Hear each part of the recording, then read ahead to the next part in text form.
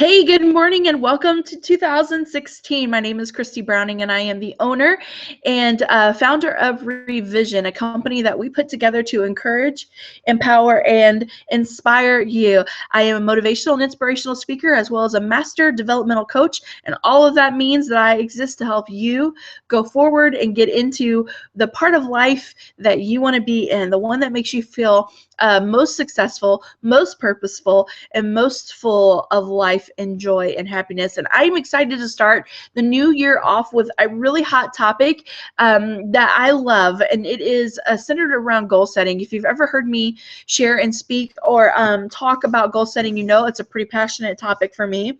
Not necessarily one that I'm going to go into all the details on how to set goals today, but what I do want to share with you is how to put goals together in such a way that you are living out your purpose. The title of today's episode is Knowing Where You're Going, and part of knowing where you're going is that target, and you're probably thinking, well, that means I have to know what my goal is. Yes and no. Beyond knowing what your goal is, you have to know what your purpose behind the goal is. So knowing where you're going is about a target, but it's also about the motivation behind the target and knowing what the purpose is to get there. If you ever heard me speak on this before, I call this your passionate purpose. No matter what it is that you're trying to do in life, whether it's lose weight, get over debt, launch a business, grow that business, work on relationships, doesn't matter. In all of those areas, the formula is still the same. Whatever your passionate purpose is what you have to put your eye on in order to move forward and get to the goal that you're trying to achieve. So let me give you a couple examples. Let's say that your goal is to lose 50 pounds this year. Goals for weight loss, I think, rank at the top of the list when it comes to New Year's resolutions and people wanting to get healthy. Now, here's the thing: losing weight in the dollar or the pounds that you lose, the amount of pounds that you lose, is actually the byproduct or the reward of your goal. Your goal is actually to get healthy. That's really the way it should be worded, because you can't get excited about a number. There's a whole psychological philosophy behind number-driven goals, and there's also something to be said for setting goals on things that you can personally control, not be subject to outside circumstances or people that can deter you from that goal. And there's a whole lesson on all of that I won't go into today, but technically the goal is that you want to get healthy, or you want to get in shape, or you want to maybe feel better because your extra weight is holding you back, whatever it is. But that goal has to be tied to a passionate purpose. What is the reason in your heart, in your gut, in your spirit that makes you want to do that, that makes you want to be there? And it's not necessarily defining that for motivation. It's defining that so that you know where you're going. It is really easy for us to negotiate with ourselves or justify things with ourselves or lie to ourselves and say, you know what, I didn't really need to lose that weight, this year, because the pounds are not really important. It's the motivation behind it. And so I have a lot of people that renegotiate their goals or renegotiate their target points all year long.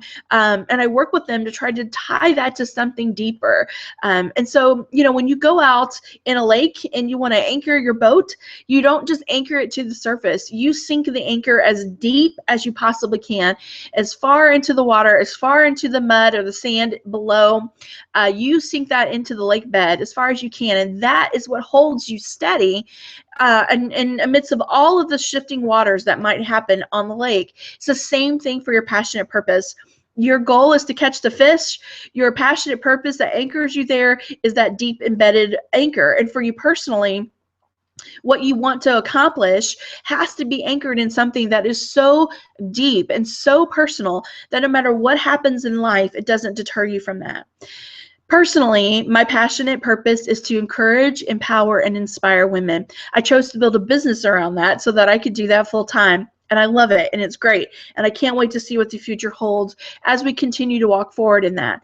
But all the things that I want for the business come back to that passionate purpose. It isn't driven by dollars. It isn't driven by bottom lines. It isn't driven by wanting to make the most money or be the best or travel the most. It really is about reaching the most women, because I feel like that is the way we can encourage, empower, and inspire the most women we possibly can. And so that becomes our passionate purpose.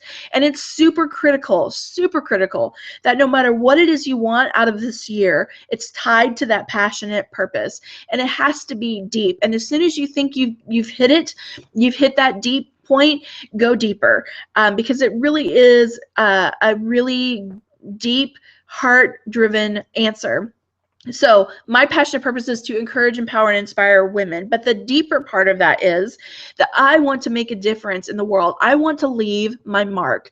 I want for someone to have spent time with me, get up and walk away and say, I am different because I worked with Christy. I want that. Why do I want that? Because I value significance. I don't value money. I don't value fancy homes or prestige or fame. I value significance. I want to know that I matter and that I make a difference. That is the deep part of me that everything I do gets anchored in. And so sometimes my husband laughs because I will do things at little to no cost, and he'll just shrug his shoulders and go, you totally just lost money on that. You know what? That's not my motivation. Yes, we have to be smart, and yes, we have to be fiscally smart, but at the same time, that's not my motivation. Could I charge more for what I do? Yes. Are there other people who charge way more than what I do? Yes, but it isn't about the dollars, and it's really easy to brush that aside and not focus on that and not get hung up on that when the purpose and the passion is tied into the people. And so no matter what it is for you, you've got to know what that passionate purpose is. Maybe this year, one of your goals is to reduce your debt load. And that is a huge goal for most people. If it's not weight loss, it's debt, right? That's what we set our New Year's resolutions to be. But beyond just getting debt free, what could be the passionate purpose tied to that? Well, maybe the passionate purpose tied to that is the fact that now you will have money and financial means to develop a talent in one of your children that you haven't been able to afford to do. Maybe it's to send them off to dance classes or music classes, or doing something that's really out of the box, but you know will be beneficial to them. Or maybe it's finally having the financial means to go on a vacation. And the passion and purpose behind that is the memories that you will make, the investment you'll be able to make into your family by having that time away together. It could be a number of reasons, a number of passionate purposes that exist behind the overall goal to get debt free. You have to make that definition. You've got to figure out what that is for you. It'll be different for everyone. But once you know what it is for you, that becomes the motivator. And not only does it become the motivator for you to do the work to get there, but it also becomes the target that you're wanting to reach. The other reason why this is really important, not only is it easy for us to talk us down off of goals and say, oh, I don't want to, it's okay that I only lost 20 pounds. It's okay that I still have 2 credit cards left. We justify and we talk ourselves down off of goals. The other reason why passionate purposes are important to define, it's so that you know for sure when you have arrived at that passionate purpose. So if your passionate purpose this year is to get debt free in order to take your family on vacation, to create great memories, and to create great opportunity to invest in your family, you know that. So the moment that you show up at your Disneyland experience, you can say, yep, we've done it. We hit it. This was our target. We got here. Otherwise, what can happen is you can spend the rest of your year continuing to work on that and feeling like you've not made the progress or feeling like you haven't arrived.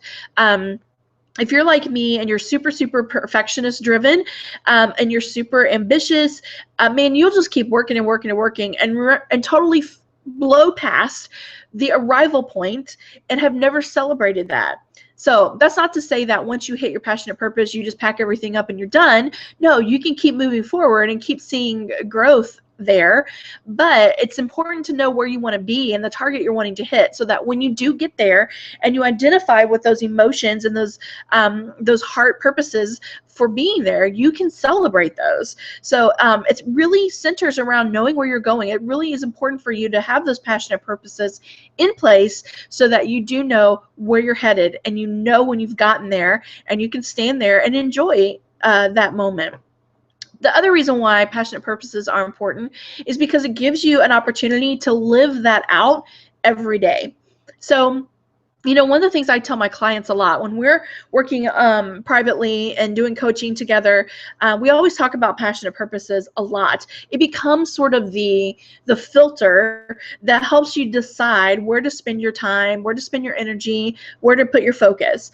And I tell my clients a lot that, for Revision, our purpose, and for me, my purpose is to encourage, empower, and inspire women specifically. And there's a whole personal story that goes behind that that gave me that motivation, or gave me that purpose. And ultimately, what I want to see is women living out the best version of themselves and the best possible life that they can have with the most purpose and significance that they had. I was seeing way too many women sitting on the sidelines, feeling like they couldn't be anything until their kids grow up, or feeling like they had to stay in the shadows of their spouse, that felt like they were locked in their homes because they were so tied to the identity of a housewife that they couldn't live out things that they had in their hearts, and their dreams became second rate, and they became buried, and they died, and then they would wake up at 40 years old and go, well, now I don't know what to do with myself because my kids are older, or maybe I went through a divorce and now it's all about me and I have no idea how to identify with that. And I was really tired of women just selling themselves short and living in mediocrity and feeling like that once they had a family that they couldn't be all that they wanted to be. And anyways, there's a whole long story around why that became my passionate purpose.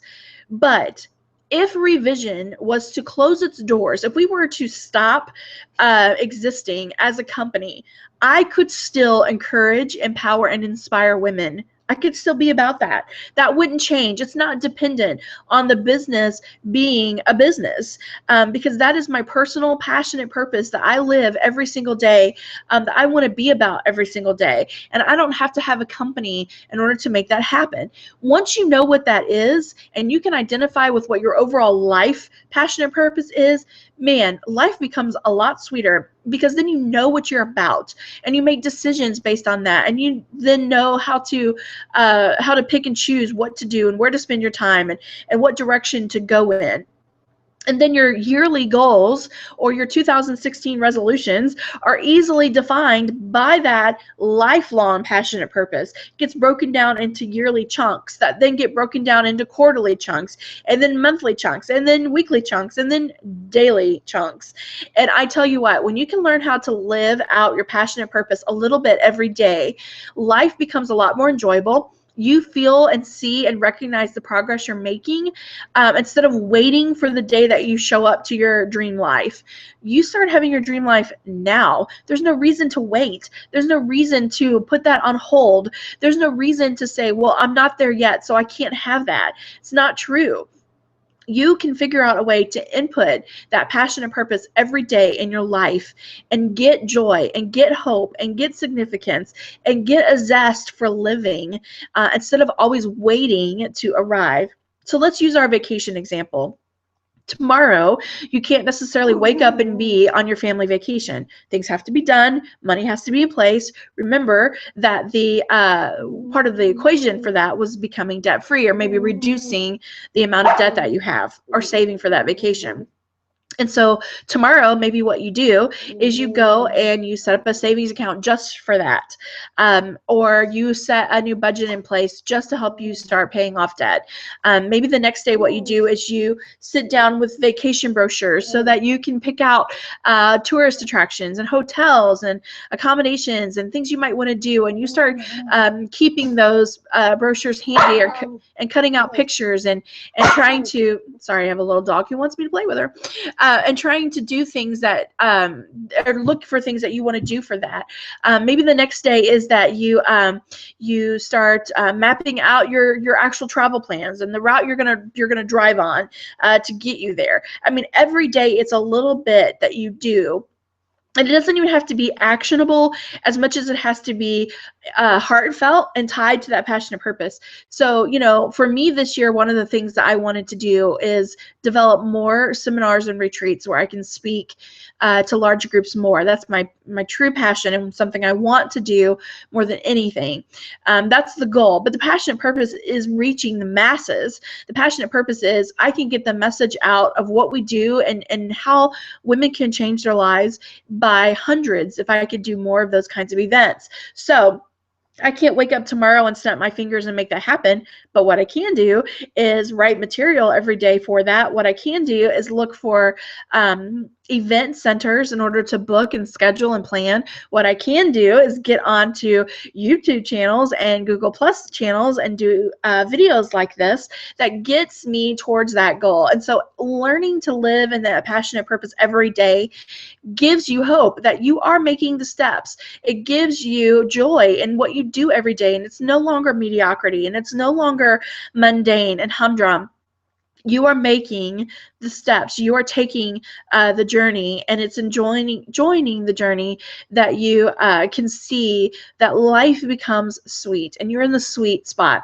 Nothing's worse than feeling like that. You have to wait until you get whatever it is, or arrive at wherever it is, or diminish whatever it is before you can savor whatever that goal is, or whatever that that target is that you're wanting to go to, because that could be a long way off. And sometimes circumstances come up that deter us from that for a little while, or may make that journey a little longer, or derail us in this way or that. And we have to do a lot of extra work to get back on track. And man, that just feels like defeat when that happens, when the reality of it is that if you were living it every day, number one, it would be harder to deter and derail you from it. But you would also get to celebrate it and feel like you're not waiting, and you would feel like, you know what, I'm in it right now. It's still growing and developing and coming about, but I am immersed in this purpose right now and not having to wait. And so that's my challenge for you today as you start off the year, is that you know what the passionate purpose is, and it has to be deep, rooted deep and anchored deep in your heart and your soul and your spirit. You know what that is, and you can verbalize that and articulate that if someone was to ask you. And then secondly, know how to live a little bit of that every day, and how can you input that every day into your life. If you want to talk more about this subject, I would love to hear from you. Please feel free to comment below or visit our website, revisionforwomen.com, where you can get on and subscribe to our email, to our newsletter. You can also message me through the site if you want to talk more, if you have questions or want some follow-up to this video. I wish you all the best in 2016. We will be doing video broadcasts like this a couple of times a week, so make sure that you're following us on Facebook for those updates and the dates that we will be doing these podcasts or these broadcasts. We always value your questions and answers as you join us on this journey, and we would love to hear from you. So please feel free to leave us a comment, visit us on our website, and we will see you Friday morning at 9 o'clock. It will be a Q&A Friday, so if you have questions you want answered, feel free to jump on the live broadcast to ask those, or message us on Facebook for any of the questions you would like for us to try to address during that broadcast. Have a fantastic week, and we will look forward to seeing you again on Friday.